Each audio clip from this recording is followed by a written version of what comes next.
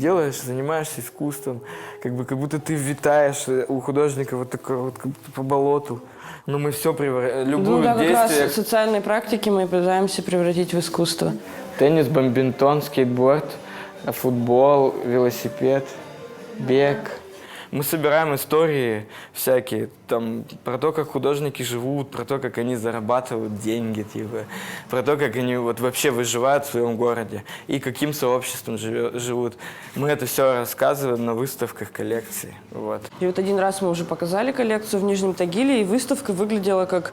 Ну, в общем, главное было не показать конкретно работы, что вот нужно прям видеть вот эту живопись конкретно, а просто рассказать о том, как художники взаимодействуют, что вот это живые сообщества, можно тоже включаться в них, строить это в своей жизни, в своем городе.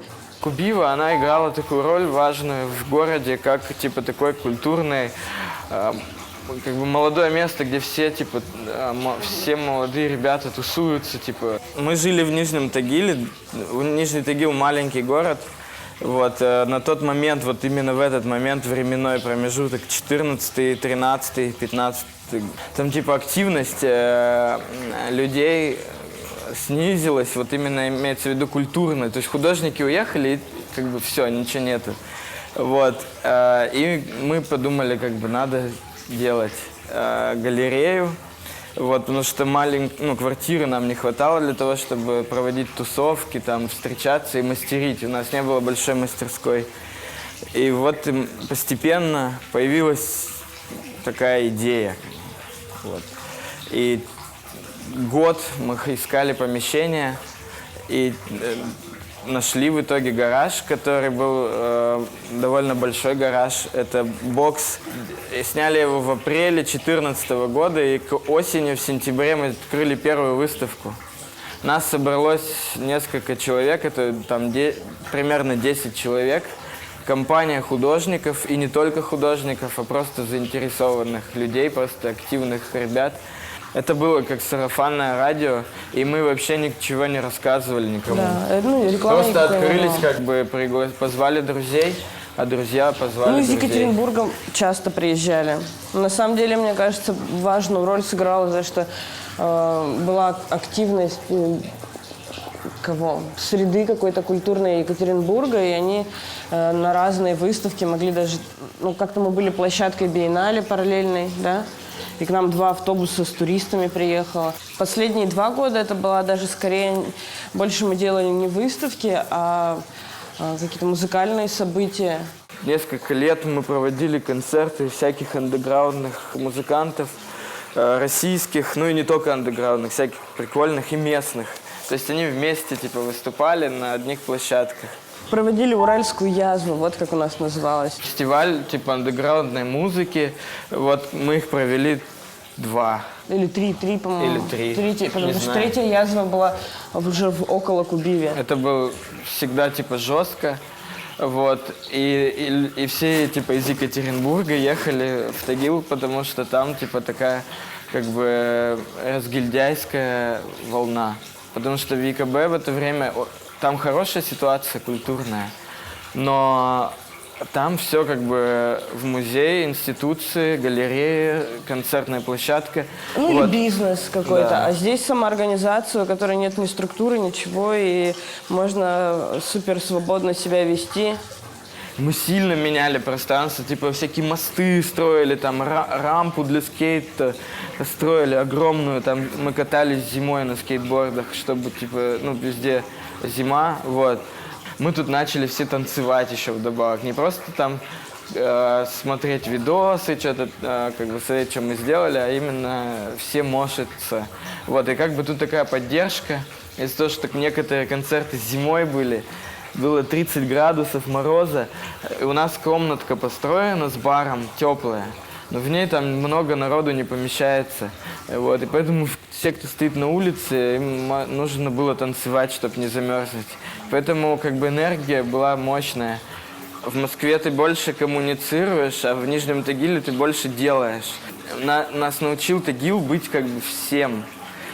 Вот сейчас смотришь на наше искусство, тут мы аукцион делаем, там мы кино снимаем, тут фонтаны, тут живопись. И это все связано вот именно с тем контекстом.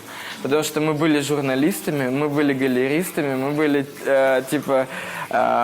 художниками просто. Ну, Нам кураторами. приходилось быть музыкантами, устраивать выставки. И как бы из-за того, что ролей как бы других, ну то есть никто не мог взять роль эту на себя.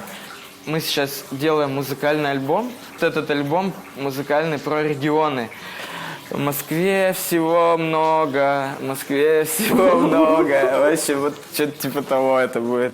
Как пришла идея аукциона? У нас, когда мы решили закрыть галерею, потому что устали уже, ну, как бы, настало время поменять формат, да, вот. И у нас осталось много работ.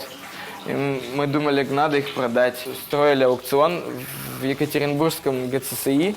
И мы на улице прямо устроили такое веселое событие. Из-за того, что мы не знали, как назначать ценник, это было всегда так страшно, я не знаю, до слез доводило. Мы решили кидать кубики, ну, чтобы, отвести от себя, в общем, Короче, этот выбор. ответственность отходит от нас, и как бы получается взаимный риск. То есть тот, кто бросает, рискует немножко, и художник рискует немножко. Короче, портрет стоит 2 кубика. Вот, держи. 2 кубика. Берешь 2 кубика. Пойдем играть на пол.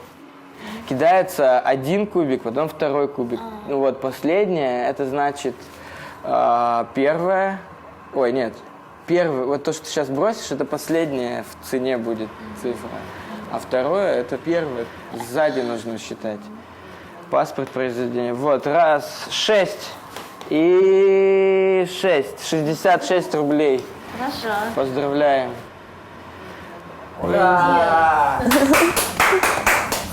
Это каждый раз аукцион – это такой срез того, что происходит в регионе.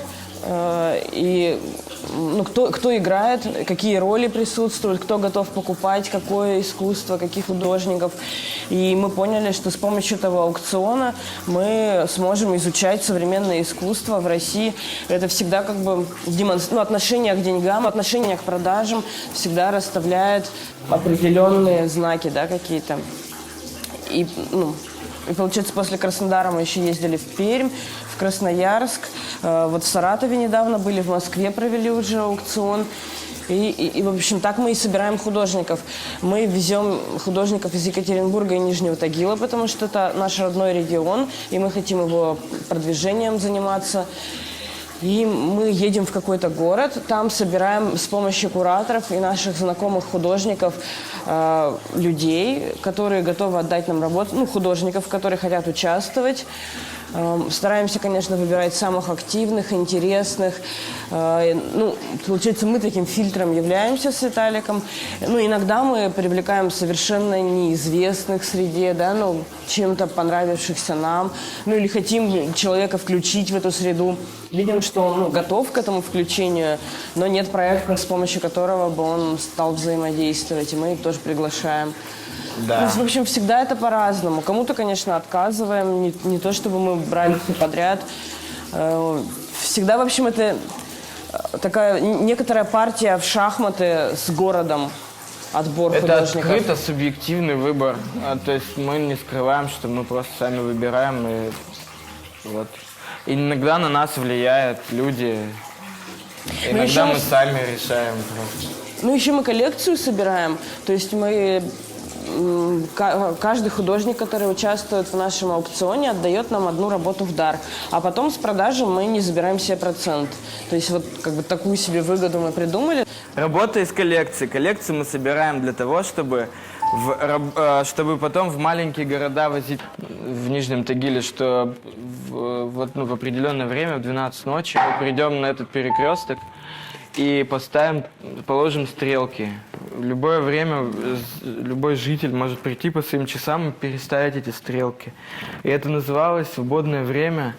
Но из-за того, что... Да.